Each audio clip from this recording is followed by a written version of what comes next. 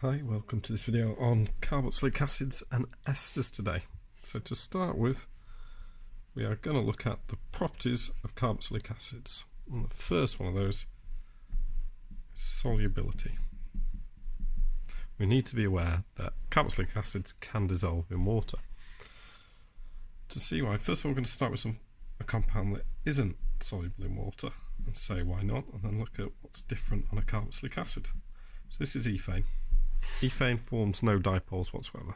The carbon and the hydrogen are very similar electronegativity values, so there is no dipoles being formed. They're both pulling on electrons evenly.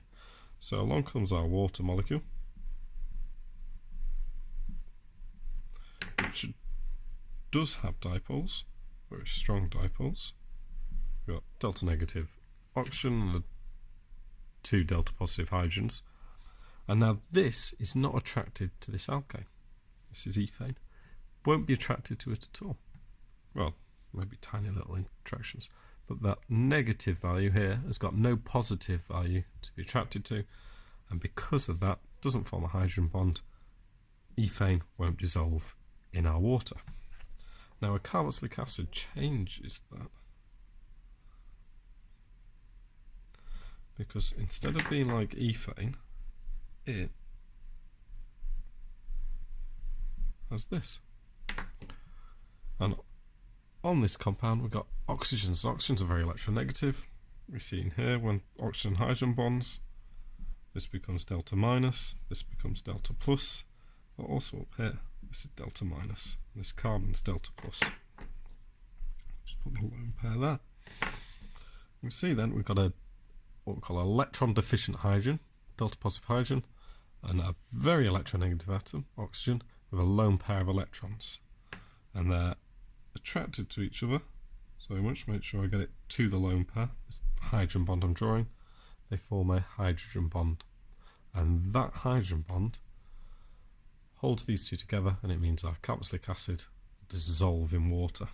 And it can form there. If we had another water molecule, let's put it over here.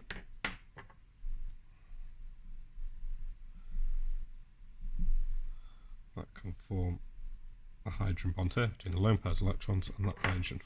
Really should get the lone pairs of electron. So this means that it dissolves in water. Now this part here, that doesn't dissolve in water. In fact, it doesn't like water at all. There's no attraction there. So as carboxylic acids get bigger, if we drew a long chain carboxylic acid, this bit is soluble. This long chain down here is insoluble. So as carboxylic acids get bigger and bigger and bigger, they get less and less soluble in water. So methanoic acid, very soluble.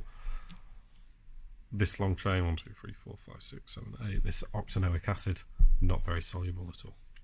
And it's even bigger and bigger. It won't even dissolve, even no matter what we try and do to it, heat it up, stir it, all that gubbins. So next up, with properties, we look at some of the reactions, and these are reactions with metals. We need to know a metal hydroxides. So let's take this one we've just seen.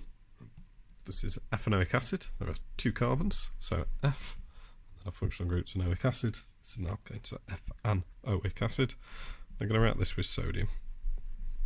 Now what happens when they react, we've got an acid reacting with a metal, is sodium, metal, going to lose an electron. Loves donating that electron away, can't wait to get rid of it. It's going to give it to the hydrogen, which is going to break off from that oxygen, and it forms, I'm going to give this the name, it's called an O8. And we can draw the minus in, it's not actually essential, but it's nice to draw minus in. It's this. That hydrogen's gone from there, the electrons from the bond have gone into the O minus. And our sodium, happily donated electron away to the hydrogen, is going to form Na+. And these come together in what's known as a salt. Now when you draw the formula, the sodium in this comes last, because we're trying to show that it's bonded to that oxygen. So we draw it right at the end. Some people make the mistake, and this is wrong, so I'll put it in red. Of drawing it like this, you can put plus and a minus there, and now that is incorrect. We need to avoid doing that. Ooh, nasty bit of glare. So we're going to avoid drawing it like that. Sodium comes last. Now, this is going to leave as well, while we're going for this, in hydrogen. Now, the hydrogen forms and exists as a diatomic molecule, as H2. Now, we've only lost one hydrogen, so we need to say that we get half H2.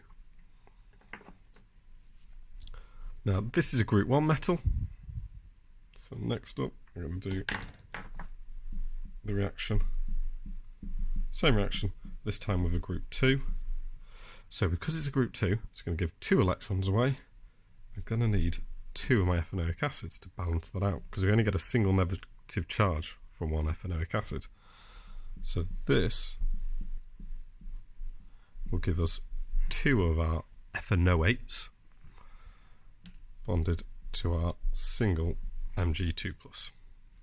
And we're also, the 2 hydrogens that are given off now go to H2. And that's our reaction with magnesium, or a group 2. A group 3, we'll need 3 of these, we'll go to 1.5 H2. So next up, ethanoic acid yet again, this time with a hydroxide. Now when we react it with a hydroxide, same thing's going to happen, that H is going to drop off, that OH is going to drop off as well. This is a classic example of a reaction you'd have done at GCSE. This is an acid reacting with a base. And here we get a salt forming, which is our CH3 COO minus Na plus. Same thing as we got up here.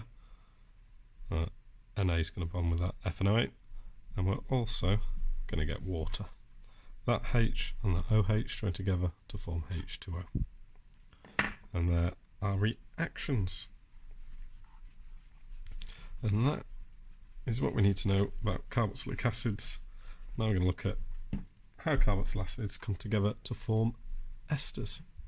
Now, an ester reaction, we'll take a carboxylic acid, or esterification reaction that we've just seen. We're going to react that with an alcohol, and that is going to form an ester plus water. So carboxylic acids react with alcohols to form esters and waters. We need a strong catalyst for this reaction, just to get it to go. So we add H2SO4 to these. So, an example of this, I'm going to change it this time. I'm going to take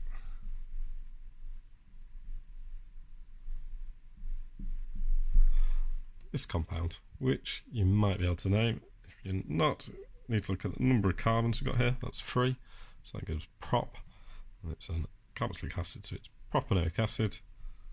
And I'm going to react it with a simple one, this compound, which is simple alcohol, just 1 carbon, that's methanol. Now when these join together, we're going to take away water. So we'll lose this hydrogen here, just like we've seen in the previous reactions with carboxylic acids. That hydrogen drops off, and this OH here. And that is going to give us this, mess that up, this part that we saw earlier. Now we call this then O8. This is propanoate. 3 carbons, so propan, and that's an O8 when the hydrogen drops off the carboxylic acid, and it's going to add on to our CH3, call it plus here, but essentially that's going to join onto here, and that's our ester. We're going to get CH3, CH2, C, O, O, CH3. So this part joins with the O8 there. This is a methyl group, plus our water. So the name of this, because we've added this methyl group from the methanol onto our propanoate, this is methyl propanoate. and that is an esterification reaction. Now, I've drawn this slightly wrong because this is reversible. We can take an ester, we can add water and break it down to carboxylic acid and alcohol. I'm going to do that two different ways. First way is in the presence of an acid. We call this acid hydrolysis. So when you break something down with water, it's hydrolysis. So that way we're breaking esters down with water, it's hydrolysis. This way we're creating water, that's condensation. So with our acid, we're going to take an ester. This time I'll take a common one you're most likely to see, which is ethyl FNO8. Ethyl group, that's an FNO8 group. Plus, we're going to have water. Now this is going to be in the presence of an acid, so I'm just going to say HCl. So this breaks down, we get our CH3, COO, and one of the H's and the hydrogen is going to go there to form our carboxylic acid, and that leaves an OH and also our CH2CH3. I'm not giving myself enough space here, squeeze that on, we're going to get ethanol as well. So that OH, after the H is gone, we're going to have OH there, that joins on to this ethyl group to form ethanol. So we've got here a carboxylic acid and an alcohol. The other version is alkali hydrolysis.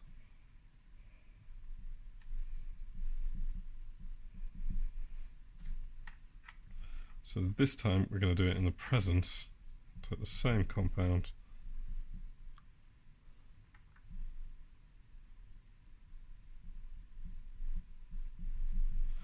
I'll learn from my mistake, try and give myself some more room.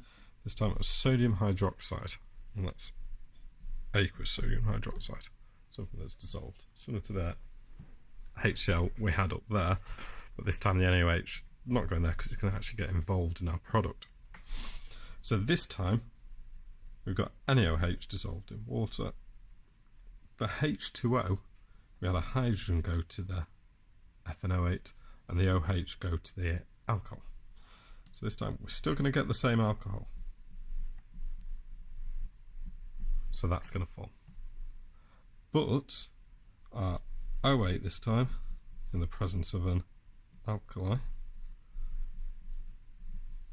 rather than take on the hydrogen from, say, water that we saw up here, is going to take on this Na+. Just move that up so you can see that. So we've got that our O8 with our Na+. It's going to form a salt with our alkali hydrolysis. So we've got two different versions of hydrolysis here, acid and alkali, slight difference in what happens, but the products are very similar. This time we get carboxylic acid, in an alkali we'll get a salt, but we'll always get the alcohol. And that is carboxylic acids and esters.